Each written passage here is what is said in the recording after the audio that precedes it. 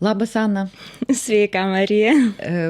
Mes susirinkom pakalbėti apie fizinį aktyvumą ir jo įtaką emocijoms ir psichiniai sveikatai. Ir man iš karto įdomu, aišku, pradėti nuo savęs ir nuo tavęs, kokie mūsų gyvenimo pavyzdžiai. Taip. Man pirmiausiai galva ateina pasivaikščiojimas su šunim. Turiu tokį džiaugsmą. Visų pirma, truputėlį apie mano šunį, nes kol jo nebuvo, tai aš galėjau tiesiog neįvalgyti ir užmygti prie kompiuterio, nekalbant jau apie tai, kad kažkoks tai fizinis aktyvumas. Čia yra iš tos serijos, kad mes visi žinom taisyklės, bet klausimas, ar mes jų laikomės, norint būti sveikais. Tuo tarpu šuns atsiradimas šeimoje, čia kaip skamba kaip vaiko atsiradimas šeimoje, tai pirmiausia, tai ne tik geras draugas, bet tai yra fizioterapeutas ir psichoterapeutas du viename. Ir pasivaikščiojimai su juo jau tapo ne pramoga, o būtinybė, nes jam reikia, o mes jį mylim. Tai dėl to tiesiog jis priverčia eiti, o beeinant pagaunu save, kad nuslūksta visas krūvis streso, nerimo ir kitų dalykų, nes kai tu daug dirbi, tai atrodo galva toj sprogs. Ir tiesiog net fiziškai jaučiu, kad einam su juo pasivaikščiot ir net fiziškai jaučiu, kad blogos mintis vėjas nuo tos eisenos tiesiog nupučia. Tai vienareikšmiškai pajutau tiesiog praktiškai, kaip fizinis aktyvumas veikia emocijas. Gal ir tu galėtum pasidalinti? Aš tavęs klausau ir aš galvoju apie tai, kaip aš prisiminiau savo pirmą vadovaujantį darbą, buvau labai jauna ir aš atsimenu, ant kiek buvo kitos vertybės. Ir tada vienas dalykas, labai norisi pasirodyti, koks tu esi atsidavęs, koks tu esi profesionalus, bet atsimenu, kad ateidavau į darbą, pasidarydavau savo arbatos, vakare darbo dienos pabaigoje taip nuo kompiuterio akis nutraukė ir suprantu, kad aš vienu momentu suprantu, kad blogai jaučiuosi, bet net nesuprantu, kas ne taip. Kas ne taip? Man pilvas skauda, man kažkas skauda pilvas. O ko man skauda pilvas? Viskas gerai. Ir po to aš žiūriu, kad ten stovi ta arbata, padaryta 8 ryto, o dabar jau 18. Ir tada aš suprantu, kad aš nenuėjau į tualetą ne vieną kartą per dieną, nes aš buvau tiek įsitraukusi į Wordus, Excelius, skambučius ir taip toliau. Ir kažkaip toks žmogus esu, kad tuo momentu aš negalvodavau, ką tu darai, aš galvodavau, matai, kokia aš ištverminga, kaip aš galiu dirbti gerai. Bet aišku, kai 23 ir tu taip po to padirbi kokius 10 metų tokiam tempe, po to pradedi jausti, kad tavo kūnas, mano kūnas pradėjo man siūsti signalus, kad jis nepatenkintas, kad taip negalima. Ir dabar aš labai, labai suprantu, apie ką tu kalbėjai, ir pasivaikščiojimas, ir netgi mano šuo toks labiau aktyvus, jis man neduoda ramiai vaikščioti, aš turiu labai žiūrėti. Tai man labiausiai pasivaikščiojimas su savimi, be šuns. Ir tada tikrai tu žiūri, kad ir pagalvoji, tas blogas mintis kažkaip eina tavo galvoje ir išeina iš jos ir praeina. Ir jeigu yra gamta aplink, tai iš viso fantastika, nes tiesiog, kada tu matai gamtą, tavo... Ir beje, aš skaičiau, kad yra toksai medikų patvirtintas efektas, kai mes vaikštam, kai mūsų šoninis regėjimas mato tą praplaukiantį peizažą, mūsų smegenys apsiramina. Tai tiesiog mūsų veikia raminančiai. Tai visa gamta stengiasi dėl tavęs, kad tu apsiramintum, kad tu ateitum kažkokią labiau subalansuotą, harmoningą būseną. Ir man atrodo, tai yra toks nerealus dalykas, tai yra tokia fantastika, kad nereikia už tai brangiai mokėti, kad nereikia pirkti kažkokių ten super vaistų ar važiuoti į brangius retrytus, kad tu gali tiesiog savo kasdien išskirti pavyzdžiui, pusvalandį ramiam pasivaikščiojimui ir tai jau duos apčiuopiamą naudą ir gėrį tavo sveikatai. Čia, kada supranti tokius dalykus, galvoji, Dieve, nejaugi iš tikrųjų viskas duota jau. Kad Tikrai taip. Jo? Tikrai taip viskas duota. Ar tau netrodo, kad žmogus iš esmės pats save sodina į kažkokį tai dėžutę? Nes vienas dalykas, nežinau, aš tai asmeniškai irgi esu akivaizdžiai pastebėjus, kad geriausias mintis ateina ne tada, kai tu bandai iš savęs išspausti viskas, kas yra įmanoma, iš savo perfekcionizmo, kad padaryti kuo daugiau darbo, kad būtų geresnis rezultatas, dar tas savivertės biški niuansėlis, kad jeigu aš čia nesėdėsiu prie kompo, tai aš bloga darbuotoja, aš per daug leidžiu savo ilsėtis, irgi yra blogai. Bet iš tikrųjų, bent jau man, nežinau kaip pačiai, bet man geriausios mintis ir kartais sprendimai ateina į galvą būtent, kai tu pasitrauki nuo kompiuterio ir kai tu arba vairuoji, arba eini pasivaikščiot ir tas galbūt tavo minėtas periferinis regėjimas ir smegenys, kai atsipalaiduoja, tada nėra tokios perkrovos, nes smegenys tai yra kaip mūsų elektrinė, ne? Tai ten visi tie neuronai žaibuoja ir panašiai, bet kai tu leidi nusiraminti, kai tiesiog atsakymai ateina savaime, nededant kažkokių pastangų ir tada tu pagauni Eureka, aš turiu atsakymą. 100%. Aš priėjau prie išvados, kad mes, matai, čia aš nežinau dėl ko mano teorija ir kad tai yra dėl to, kad mokykloje yra tam tikras būdas, kaip mus dresiruoja visus. Taip jau yra. Mokykla yra tam tikra sistema, kuri visiškai neatitinka tolimesniam gyvenimui. Ir tas įdėjimas savęs ir kitų žmonių į tas dėžutės ir išspaudimas iš jų kaip iš citrinos, ką įmanoma išspausti būnant toj dėžutėj, jis duoda kažkokius rezultatus trumpą laiką. Bet tie rezultatai, jie tokie, niekingi, jie tokie maži, palyginant su tuo, ką žmogus gali parodyti ir pasiekti, jeigu tam žmogui, tas žmogus esu aš irgi, jeigu aš savo duodu vietos, duodu erdvės, atsipalaiduoju ir leidžiu dalykams, kurie man, galbūt aš nesuprantu, kaip tai gaunasi, bet kaip tu sakai, bet ateina mintis. Taip. O aš atsipalaidavau, duodu savo pagalvoti. Duodu savo laiką pagalvoti. Ne tik daryti, nes ir dabar tokie laikai, just do it.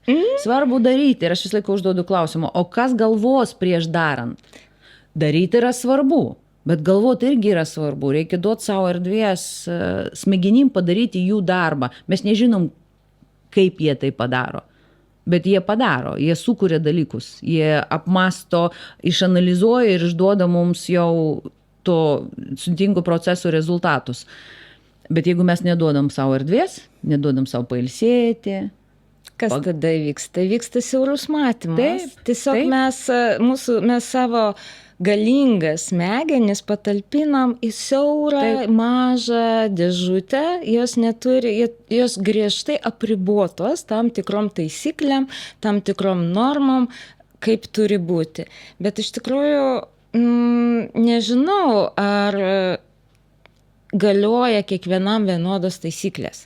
Kad ir sakykime, aš irgi praėjau tą mokyklų auklėjimą, tėvų auklėjimą, kad mane augina tėvas, kurio gyvenimo kredo buvo, nesvarbu ką daryti, bet tik daryti, nedaug dieve ilsėtis. Tai, o jeigu ilsėtis, tai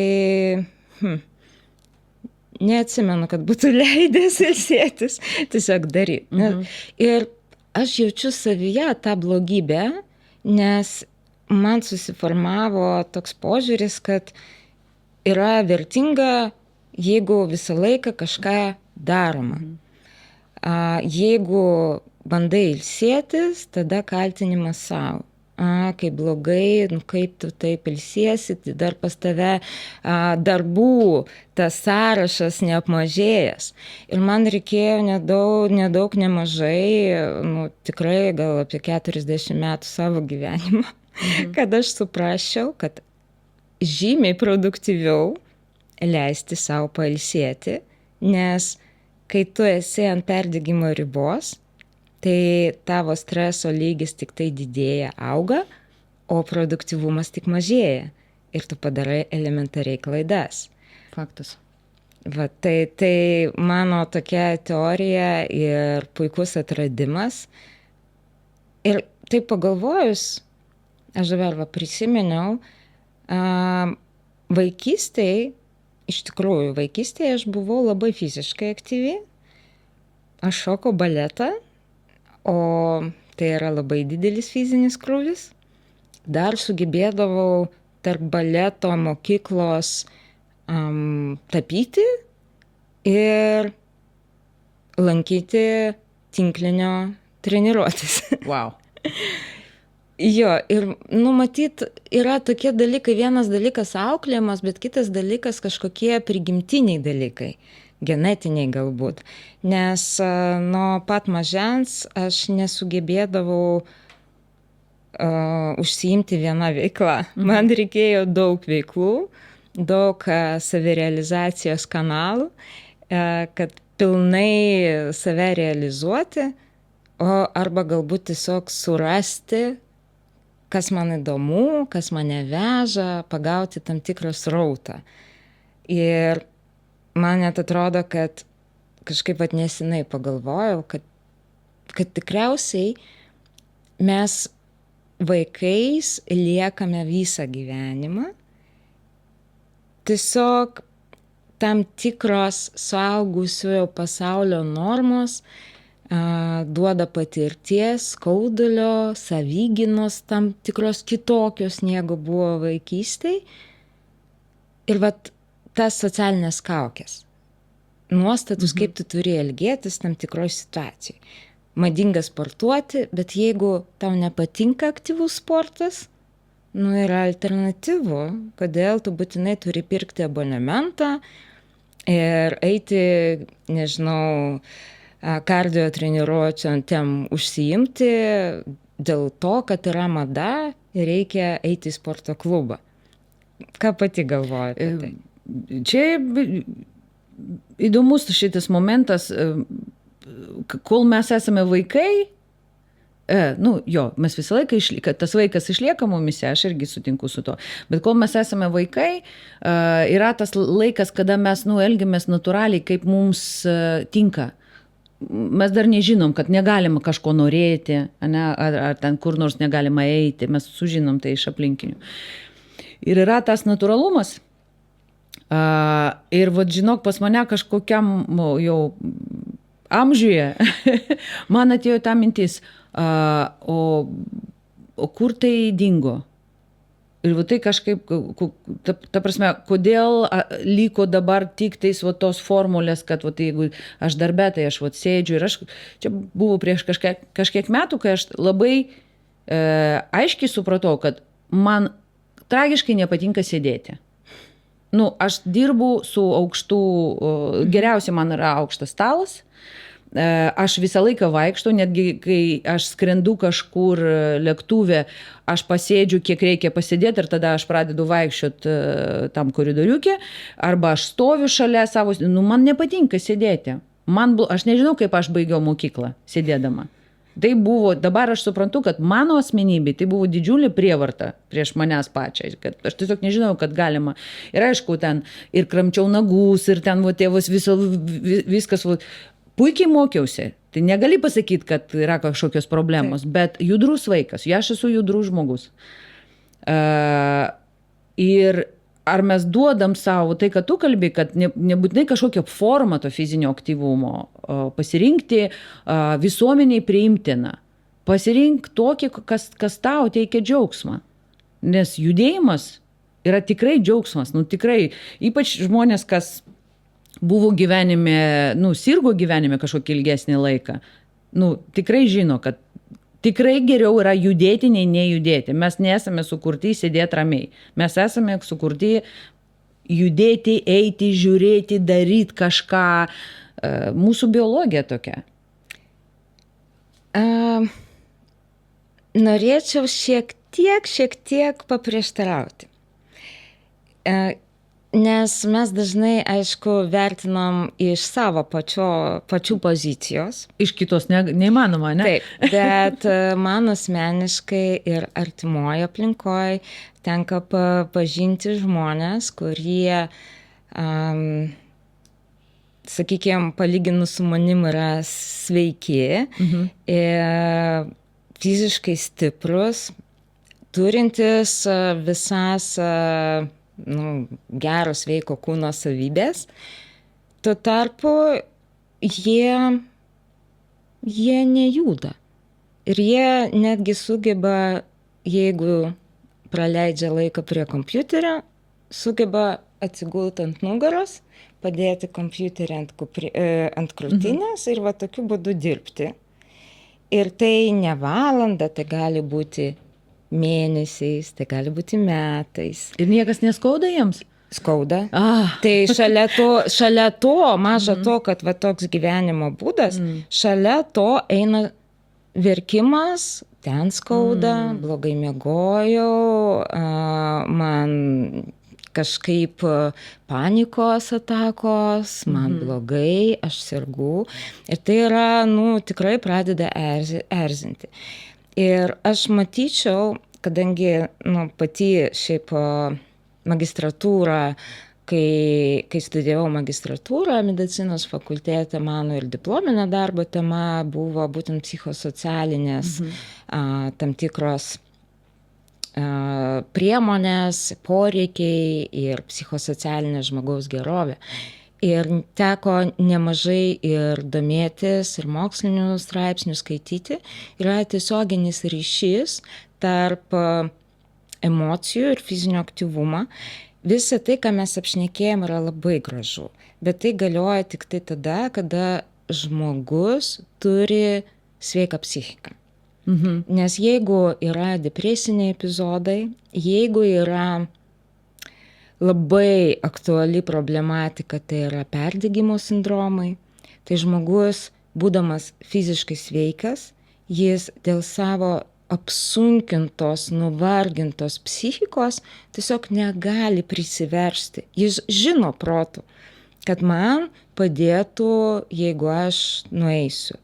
Man padėtų, jeigu aš susijimsiu, bet labai išsenka tas motivacijų skrynelė. Jinai tiesiog išsenka ir nėra motyvacijos motyvuoti save, nors tu protu žinai ir galbūt prisimeni save, kad iš esmės esi aktyvus žmogus. Aš labai gerai suprantu, apie ką tu kalbi, nes praėjau savo gyvenime tą, reiškia, ciklą, kada tu perdegi. Kaip aš papasakoju, kaip aš dirbau, tai logiška. Logiška. Tai tikrai visiems tai baigėsi ir nėra kito varianto. Jeigu žmogus neprižiūri savęs, nekreipia dėmesį į savo fizinę sveikatą, fizinį stovį, nėra variantų. Mes nesame mechanizmai, mes žmonės.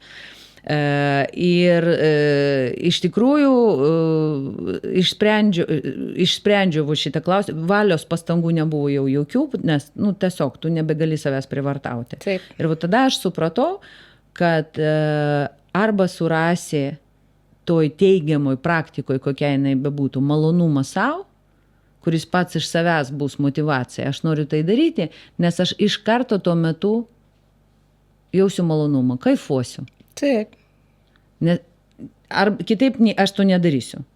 Ir aš tai supratau, reiškia, aš darysiu tik tais dalykus, kurie man teikia malonumus. Skamba siaubingai, ne? Iš karto tos kaltės jausmas tiesiog sproginėja, kaltės jausmų bombos. Galvoju, ne? Tai kaipgi, tai ką visi dabar tik dėl savęs. Ir aš neklausau, aš tiesiog darysiu dėl savo malonumo. Ir gaunasi, kad veikia labai, šita motyvacija labai gerai veikia. Kada aš einu pasivaikščioti, ne dėl to, kad man reikia parduotuvę ar ko nors reikia, dėl savęs, kad ir iš karto kažkaip kūnas taip, gerai. tada einam. Jeigu bus malonumas, tada einam. Ir po biškį, taip gali save palaikyti, iš tos duobės jau pakelti trupučiuką. Tikrai taip. Ir šiaip, bet man kažkaip toksai biškį įtarimas, kad moterims, tokią motivaciją surasti biškį lengviau negu vyrams, nes moteris, jeigu turi vaikų, jinai gali prisiversti dėl vaikų kažką padaryti. Neatsitiktinai, kai mes skrendam, mes visi jau 100 kartų, jeigu dažnai skrendam, jau galim atmintinai žinoti, kad reikia pirmiausia deguonies kaukę uždėti savo, paskui vaikui, ne? Tai jeigu moteris mama nebus stipri, tai nebus, aišku, bus, negalima taip kategoriškai, bet vis tiek mama yra neatsiejamas dalykas ir vaikui be galo yra reikalingas ir dėl to mama turi būti stipri. Man asmeniškai prisiversti, kai buvo akimirkų, kai nebėra visiškai, kaip minėjai, valios prisiversti, nors tu supranti ir norai galbūt yra, bet tu fiziškai neprisiverti atsistoti. Man padėjo 2 knygos, iš tikrųjų viena knyga, abi 2 knygos skirtos moteriams. Tai viena buvo, aš senai skaičiau, galbūt išmokau, ir dėl to man nėra poreikių antrą kartą skaityti, bet buvo esmė tame, kad leisti savo per vieną dieną kažkokį darbą dėl savęs padaryti, ne dėl kitų, ne dėl to, kad yra įsipareigojimai, bet būtent dėl savęs. Bet kas yra svarbu ir kas galbūt efektyviau keičiant tos įpročius, nes mes įsibraunam įpročius pastus. Ne? Jeigu mes daug dirbam, mes tampa įprotis ir paskui iš to išeiti ir kažką padaryti dėl savęs, mes jaučiam tą kalties jausmą. Tai pradėti nuo elementariausių dalykų, paprasčiausių prisiminti galbūt, kas kažkada teikia malonumą ir nepabijoti tai padaryti. Jeigu galbūt iš tikrųjų buvo smagu pažaisti su vaiku, arba aš neturiu vaikų, mano atveju su šuniu, bet kartais ir tam trūksta motivacijos. Bet esminis dalykas ne tiesiog pažaisti, tai kad ir 1 minutę, 2, 5. Man, pavyzdžiui, asmeniškai motyvuoja tai, kai reikia kažką dėl savęs, bet valios pritrūksta, aš užstatau laikrodį žadintuvą, pavyzdžiui, 10 minučių žaisti su šunim. Aš žaidžiu daugiau negu 10, nes kai jau aš pradedu ir pradeda jau man signalizuoti, kad 10 minučių praėjo, aš jį išjungiu, nes jau įsitraukiu į žaidimą, bet ir to nepakanka. Pirmiausia, kai tu jau baigiai žaisti, būtent galima net žodžiu, kad būtų didesnis efektas, padėkoti savo. Nes mes pamirštam būtent tą pastebėti, užfiksuoti ir kad už bet kokią smulkmeną, bet padėkoti savo. Tai labai yra svarbu. Ir beje, mes nepastebėm, kiek kartų mes save kritikuojam. Taip. Šito mes neužmirštam. Ne. Net mes žodžių negirdim, bet, aš apie save kalbu, žodžių negirdžiu, bet jausmas tas, kad ne tai padarėjai, galėjai geriau, ar dar ką nors. Tai šitas tai natūraliai, automatiškai, o pasakyt, Dieve, kaip tu fainai tas 10 minučių praleidai, kokia šaunuolė. Netgi praleidus, pavyzdžiui, puikiai vakarą su draugais, išgerus truputėlį vyno, kitą rytą atsikeli ir ateina mintis, ir kam tu tą vyną geriai vakar? Galėjai negert. Ir aš atsimenu, kai kažkokiu momentu pagavau šitą mintį ir galvoju, palauk, pasakysiu aš savo kitaip, pasakysiu. Kokia tu šaunolė, kaip gerai tu vakar praleidai laiką ir išgeriai, ir neprisigeriai, ir super, šaunolė. Galvoju, taip, mes dieną ir pradėsim. Nuo šitos minties, kad viskas buvo gerai ir taip, kaip reikia. Jo. Taip. O aš dar beklausant, man atėjo irgi toks prisiminimas, Taip jau susiklosti, kad negaliu save kaltinti, net minčių neturiu dėl alkoholio, nes nuo jaunystės vartojau vaistus ir tiesiog kažkaip, nuo jaunystės nepripratau. Ir atradau būdų būti linksmai kompanijoje be kitų stimuliuojančių, sakykime, ar paslapinančių priemonių. Bet ką aš save pagaunu, galbūt iš tos serijos, kad gauni kvietimus susitikti su draugais, kad ir nueiti atšvęsti kažkieno gimtadienį, arba kažkas kviečia susitikti, arba nueiti į koncertą, išeiti iš komforto zonos. Ne? Aš esu tokia labiau namisėda. Toks mano būdas. Čia tokia gimiau. Tai nėra nei gerai, nei blogai.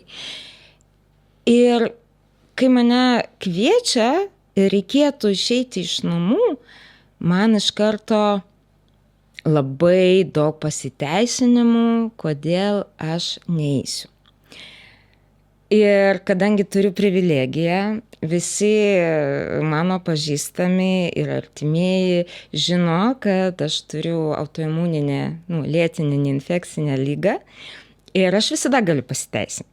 Man nereikia aiškinti. Aš blogai jaučiuosi. Viskas. Ilgainiui aš pastebėjau, kad manęs nebekviečia. Ir kai paskui paklausiu, o tai kodėl? Aš net matau, mes turim Viberį bendrą šeimos grupę ir aš matau vėl kažkoks eilinis šeimos balius, bet aš matau post faktus, tiesiog nuotraukas ir palaukit. O aš sakau, mes žinom, tu labai užsiėmus ir tu sergi, blogai jautiesi, tai mes tavęs ir nekvietėm. Ir tada tas, emocijas, jei manęs nebemyli, aš nebereikalinga, taip toliau. Ir mes dažnai greitai tai pagaunam tas mintis. Neišanalizavę, bet iš tikrųjų aš paskui supratau, kad todėl, kad aš visą laiką sakau ne. Ir toks paradoksas, aš save pradėjau pagauti ties minties ir kartais reikėjo valios. Kai ateina kvietimas, nenoriu, tingiu, reikės vėl ieškoti, ką rengtis. Gal aš blogai jaučiuosi, o ten reikės atrodyti linksmai, tu nenori kitiems rodyti, kad tu, nenori gadinti nuotaikos.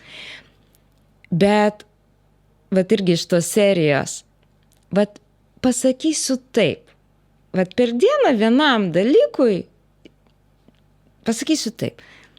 Ir kai tu pasakai taip, nueini, per valią, tiesiog iš nenoro, bet tu nueini, o čia irgi fizinis aktyvumas. Aišku. Tai yra jau aktyvumas ir aš save pagaunu, kad kai grįžtu namo, nuotaika visai kitokia, jeigu namuose aš kabinausi, smegenis, smegenis jau priprato prie pasiteisinimų.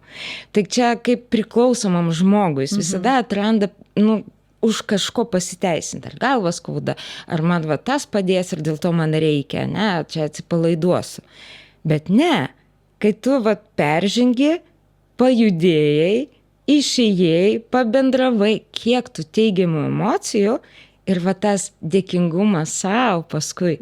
Ana, tu pabuvai su šeima, tu savo darai pliusą, jeigu galų gale padėkok savo, ir šeima laiminga, ir vėl atkurtas santykis, nes mes esam socialūs žmonės, mes bendruomeniai gyvenam. Taip, labai svarbus šitas momentas, tas žodis socializacija, kodėl mums reikalinga socializacija, kodėl vaikams reikalinga socializacija. Ne dėl to, kad mes nemokam bendrauti ar mums reikia išmokti, o dėl to, kad mes veikiam vieni kitus. Ir tai yra stimulas. Jeigu mes atsiribojam nuo kitų žmonių, aišku, visiems reikia pailsėti, kartais ir pabūti tyloj ir taip toliau. Bet jeigu mes atsiribojam, nesvarbu ar tu introvertas ar ekstravertas, žmonės mus stimuliuoja, jie mums duoda kažkokius mažus ar didelius iššūkius mums pateikia, arba naujas idėjas, mūsų smegenim reikia reaguoti, kas nutiko pandemijoje, kai mes buvom izoliuoti. Taigi vienas iš siaubingiausių dalykų, mums visiems truputėlį tas mūsų emocinis intelektas pradėjo, visoks intelektas pradėjo užsidaryti savyje ir mes mažiau suprantam vieni kitus. Todėl, kad kai mes esame kolektyve, kuo daugiau mes turim tų interakcijų su žmonėm, mes vystomės visą laiką. Mes viens kitą skatinam vystytis. Automatiškai. Nereikia nieko daryti, stengtis. Tiesiog reikia būti tarp žmonių. Ir jeigu net nelabai įdomu, kas ten vyksta. Smegenys vis tiek daro savo išvadas. Mes surinkam informaciją, mes ją analizuojam, mums ateina idėjos. Yra toksai geras posakis pagalvot, nežinau kaip lietuviškai pasakyti, pagalvot ne per tave, bet kaip sakyti, ap tave, kaip prieš tave, kaip su kamoliu. Aš mėtysiu savo mintis į tave, jos man sugrįž su tavo komentarais kažkokie ir tai nuo tą procesą man gims naujos idėjos ir naujos mintis. Ir tame yra labai didelė vertė. Ne tame, kad tu man pasakysi, ar aš teisingai galvoju ar ne. Irgi čia apie tas dėžutės, apie tas ribas. Refleksija tiesiog. Jo, bet tiesiog, kada aš kalbu kitam žmogui, pas kurį kitą perspektyvą, ir man grįžta tas feedbackas, tas grįžtamoji ryšys, ir nuo to ryšio vėl naujas procesas prasideda. Ir tai yra, tas procesas yra žymiai turtingesnis ir didesnis, nes jeigu nei toks, kur mes ten užduodam klausimus, gaunam atsakymus, okei, dabar darysiu taip. Ne, čia yra ribota, čia yra labai vaikų darželio lygis. Ir tai, jeigu vaikai žaidžia, ten gimsta, kiek daug visko.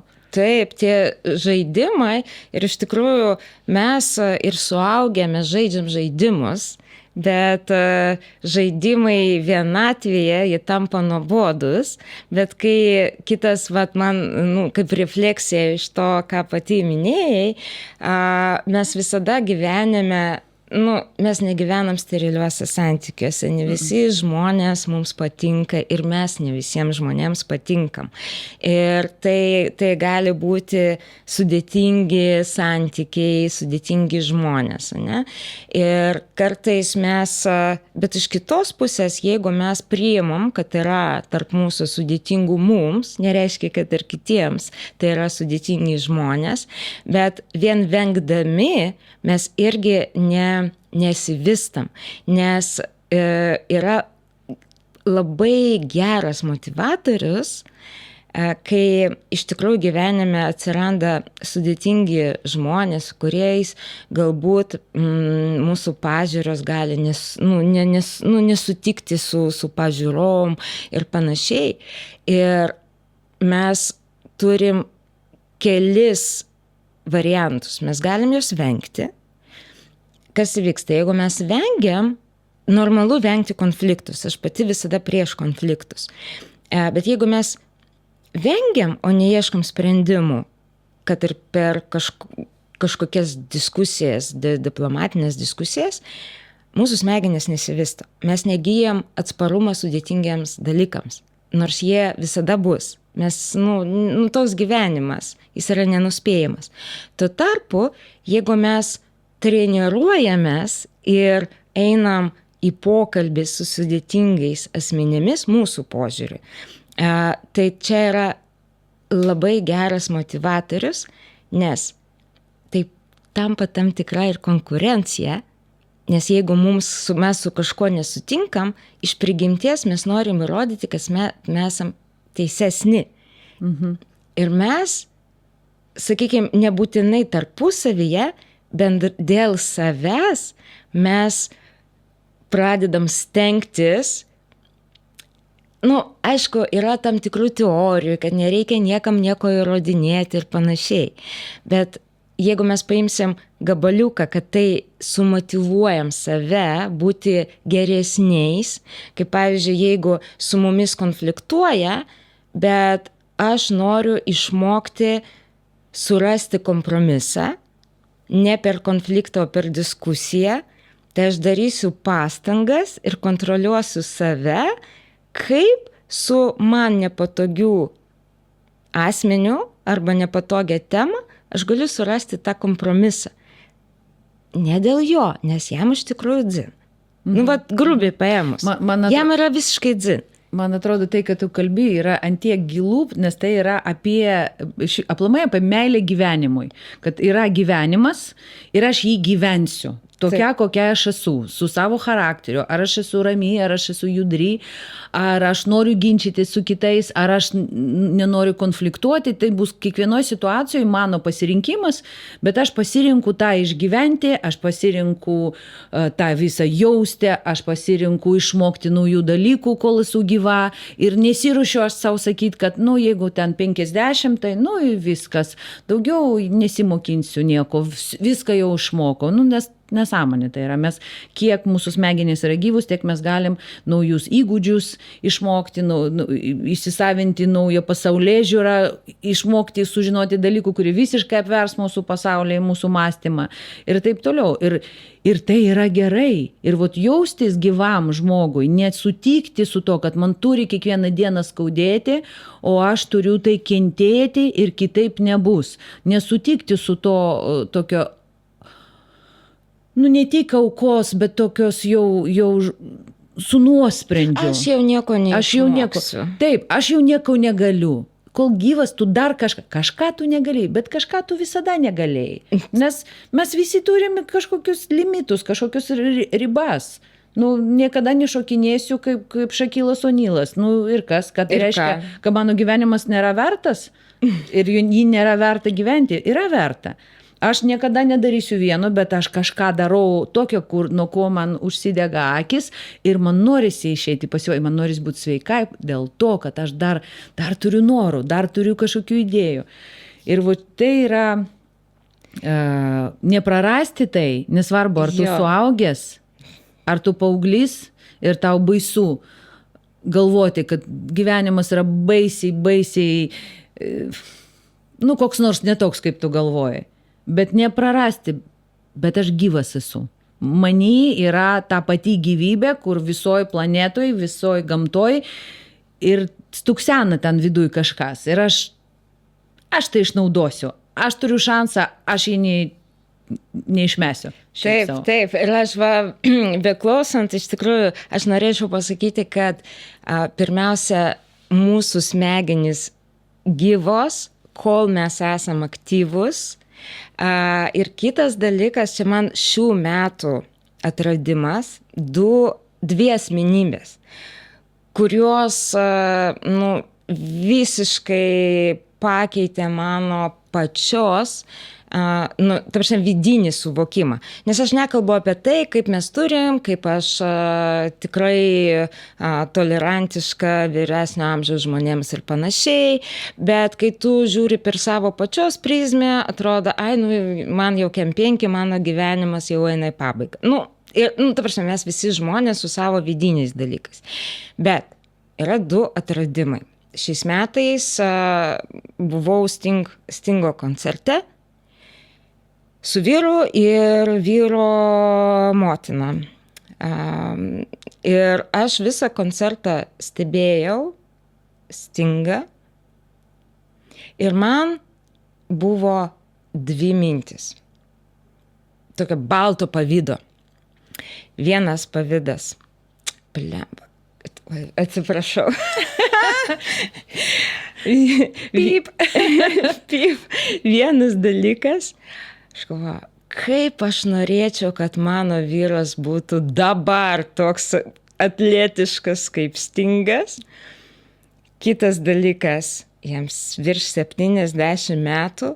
Kaip aš norėčiau, kad aš dabar norėčiau tiek energijos, kiek turi jis. Vienas dalykas, kad wow. Tai, ką tu galbūt net nepagalvoji, nes tu, mano tėvai virš 70 ir jis, neatrodo, nei yra toks energingas kaip Stingas, labiau atvirkščiai. Ir jis jau pats nuo galbūt 60 metų, kai jam paskambinė ir klausė, kaip sekasi, jis sako, kaip senukui. Sorry. Kitas dalykas, iš viso, man atradimas ir mano įkvėpėjas dabar paskutiniu metu, tiesiog atradau vieną teoretiką, mokslininką, man buvo įdomios jo tinklalaidės, jo seminarai ir aš užsikabinau, patiko, kaip jis kalba, patiko temos man artimos, kuriomis jis diskutuoja. Ir paskui netyčia aš pagavau čia 24 metų viena lekcija, kita lekcija iš įvairių pasaulio šalių. Ir tada aš suprantu, kai jis pradėjo pasakoti apie save, kad jis 5 kartus išėjęs į pensiją. Kai pirmą kartą išėjo dėl amžiaus į pensiją, jis pradėjo dirbti, buvo vienas iš Apple kompanijų prezidentų, kur pertvarkė tai, kaip mums dabar atrodo, koks yra Apple'as, nes tada tai buvo visai kitoks Apple'as. Tada aš taip pala, tai 5 kartus, tai kaip čia yra dabar. Ir jis šiais metais išleido paskutinę kol kas knygą, nes jau daug jų išleido. Ir pristatinėja tą knygą įvairiuose pasaulio įvairiuose šalyse, nes pats gyvena Amerikoje. Ir tada stop, kiekgi tau metų, nes reikia tam turėti jėgų ir sveikatos. Ir pagal išvaizdą matosi, kad žmogus, galvoju, tarp 60, maks tarp 60-70 metų. Šiais metais jis atšventė gimtadienį, jam suėjo 89. Ir tada palauk, nes pradėjau žiūrėti prieš 10 metų jo lekcijos, prieš 15 metų. Žmogus, kaip nežinau, jis nesikeičia jo išvaizda. Ar prieš 20 metų, ar dabar, tos pat pražylės su kepurė, žmogus, kuris gan aktyvus ir, įkvepia nerealiai. Ir jis domėsi, man artima tema, tai yra, kad aplinka ir visa tai, kas mus supa, yra prieinama visiems, be jokių apribojimų. Ir jo žodžiai buvo tokie, kad jis sako, manęs dažnai klausia, kad aplinka, dabar yra, kaip tokia banga, kad mes žinom, kad visuomenė senėja, ypatingai Europa senėja, ne? Ir akcentas tai yra demografiniai pokyčiai, dėl to mes turim garantuoti, kad aplinka bus prieinama vyresnio amžiaus žmonėms, kad jie būtų išliktų aktyvūs. Ne? Ir jis sako, aš nesutinku. Aš esu, pagal amžių, tai tos kartos, kurie yra vyresnio amžiaus žmonės.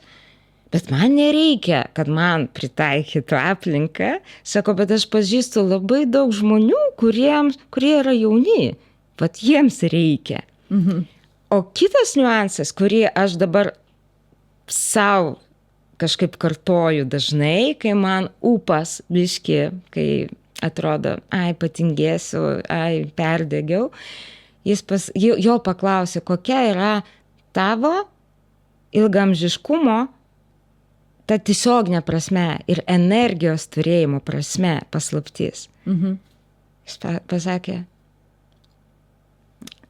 kaip čia lietuviškai, smalsumas. Sako, smalsumas. Man visą gyvenimą yra įdomu atrasti kažką naują. Man smalsu, nes jeigu tu peržengi 50, tau jau virš 50 ribą, bet kai tu gimėjai, kai tau buvo 30 ir dabar gyvenimas keičiasi, jis evoliucionuoja, atsiranda naujų dalykų. Ir tai, kad tu galvoji, kas yra, sakykime, riba, komfortas, kai tau buvo 30 ir dabar, kai tau 50, tai yra 2 skirtingi pasauliai. Ir tu turi būti smalsus ir domėtis, ir tada gyvenimas, jis prašvinta. Aš dar girdėjau tokią, neatsimenu, kas autorius frazės, bet jaunas esi tol, kol tavo turi daugiau svajonių nei prisiminimų. Tai va čia labai... Labai Taip. Taip, nesustot svajot. Kartais tai nėra taip lengva, nes gyvenimas sąlygoja mūsų mąstymą ir girdim dažnai ir patys savo pasakom, kad jau pasiekė, gal apsiramink ir šitas gal apsiramink mane siutina tiesiog. Kodėl? Kol aš esu gyva. Aš noriu būti gyva, kol aš esu gyva. Visos kitos sąlygos yra išgalvotos. Jos realiai egzistuoja, mano kūnas yra gyvas, mano smegenys veikia, reiškia, galimybės yra. Viskas prieš akis. Viskas prieš akis. Ar tu 1 metų vaikas, taip, ar tu 70 metų vaikas. Taip. Suaugęs, bet tikrai taip. Kol tu lavinsi kūną ir smegenis, tol smegenis ir dirbs. Ir jos bus gyvos ir jaunos. Faktas.